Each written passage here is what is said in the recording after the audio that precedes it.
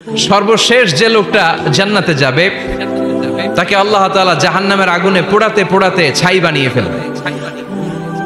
আল্লাহ বলবেন, জিব্রাইল যাও একটু দেখো, একটা মাত্র সেজদা দিয়েছে আমাকে, এরকম কাউরে পাওয়া যায় কিনা। বাটি চালান দিয়ে দেখো পাওয়া যায় কিনা। খুঁজে খুঁজে কাউরে পাবে না। আল্লাহ বললেন আবার দেখো, খুঁজে খুঁজে একজনকে পাবে, সামান্য ইমানের ছিটে ফোঁটা তার অন্তরে ছিল। আল্লাহ বলবেন যেহেতু ছিটে ফোঁটা আছে, অনেক মায়ের খাইছে, ওকে বের করে জাহান্নাম থেকে বের করে একটা নির্ধারিত দূরত্বে রেখে দাও। রেখে দেয়া হবে, কিন্তু জাহান্নামের আগুনের লেলিহান শিখাতে তার গা ঝলসে যাবে। সে আল্লাহর ডেকে বলবে, মাবুদ তোমার কাছে আমি কিছু চাই না, জাহান্নাম থেকে তুমি আমাকে বের করেছো, জীবন নদীর পানি তুমি আমার গায়ের মধ্যে ঢেলে দিয়েছো, আমি আবার সজীবতা ফিরে পেয়েছি। আমি তোমার কাছে জান্নাত চাই না, শুধু নিরাপদ একটা দূরত্বে আমাকে রেখে আসো, যাতে জাহান্নামের আগুন আমারে কষ্ট দিতে না পারে। আল্লাহ আমি কিন্তু তোমার কাছে জান্নাত চাই না। কি চাই না?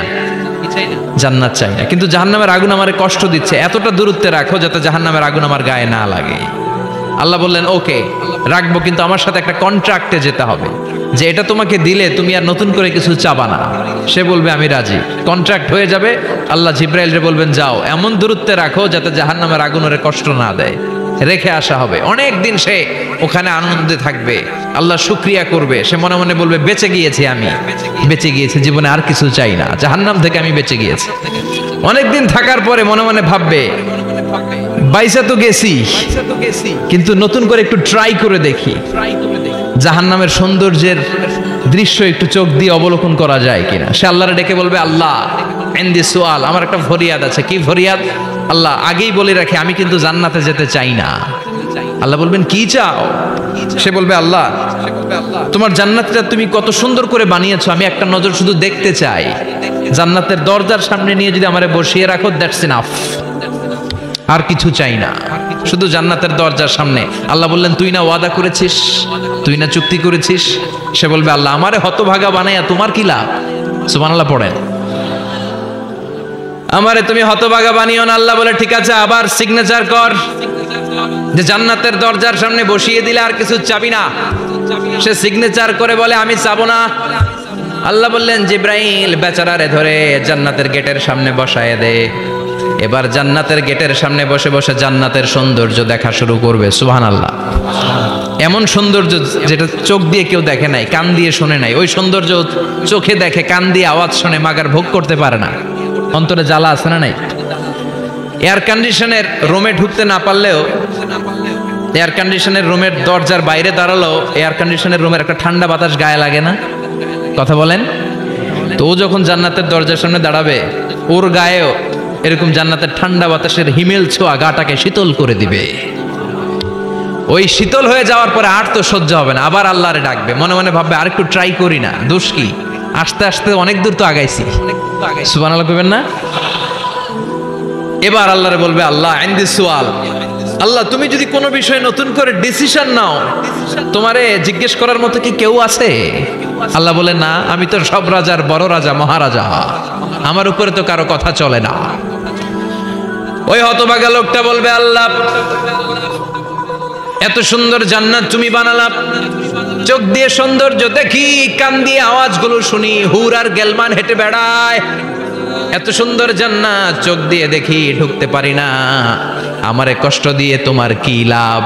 ও আল্লাহ আমারে তুমি মাফ করে দাও, জান্নাতের চিপার মধ্যে এক কর্নারে তুমি একটু আমারে জায়গা করে দাও। আল্লাহ বলবেন ওয়াই হাক ইবনা আদম, তোর ধ্বংস হোক হে আদম জাত, মা আগদারাকা, তোর চেয়ে বড় গাদ্দার আমি আমার সৃষ্টিকুলে কাউরে দেখি নাই, কারণ তুই আমার সাথে চুক্তি করিস আর চুক্তি ভঙ্গ করিস। আল্লাহর রহমতের দরিয়ায় তখন জোশ খেলে যাবে, ওর আকুতি মিনতি চাহনি আল্লাহর রহমতের দরিয়ার মধ্যে জোশ লাগিয়ে দিবে। আল্লাহর দয়া হয়ে যাবে, মায়া হয়ে যাবে। আল্লাহ বলবেন ঠিক আছে জান্নাতে যা। লোকটা এবার এক দৌড়ে জান্নাতের ভিতরে ঢুকে যাবে। লোকটার দৌড় দেখে আবার লোকটারে আল্লাহ ডেকে বলবে একটু দাঁড়া, একটু দাঁড়া, জান্নাত তো দিছি, তো দৌড় দিলি কেন? সুবহানাল্লাহ কইবেন না? লোকটি বলবে আল্লাহ প্ল্যান তো আমি কম করি নাই, এত চেষ্টার ফলে আমি আসতে পারছি, আবার যদি তুমি বাইর করে দাও, এই জন্য এক দৌড়ে এমন চিপার মধ্যে লুকামো যাতে তুমি আমার না দেখো। আবার আল্লাহর রহমতের দরিয়ায় জোশ খেলে যাবে, আল্লাহ কাছে ডাকবে, কাছে আয়, ও গোলাম তোর কি মনে চায় আমারে বল, আজকে তুই চাইতে থাক, আমি দিতে দিতে তোর মনের সব আশা পূরণ করে দেব।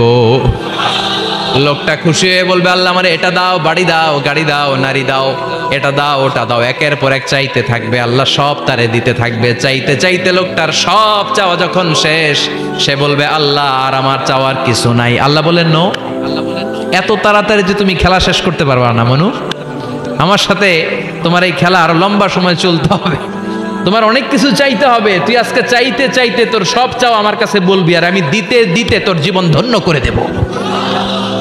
সে আবার চাইতে শুরু করবে, আল্লাহ এটা দাও, ওটা দাও, ওটা দাও, আল্লাহ দিতে দিতে সব দিবে। এরপরে বলবে, আল্লাহ মাফও চাই, দোয়াও চাই, আর চাওয়ার কিছু নাই। আল্লাহ বলবেন, তাই ঠিক আছে, তোরে আমি জান্নাতে ঢুকাই দিলাম, তবে মনে রাখিস তোর জান্নাতটা হবে সবচেয়ে ছোট জান্নাত, আর তোর জান্নাতটা হবে এই পৃথিবীর 10 গুণ। চিল্লা এখন সুবহানাল্লাহ।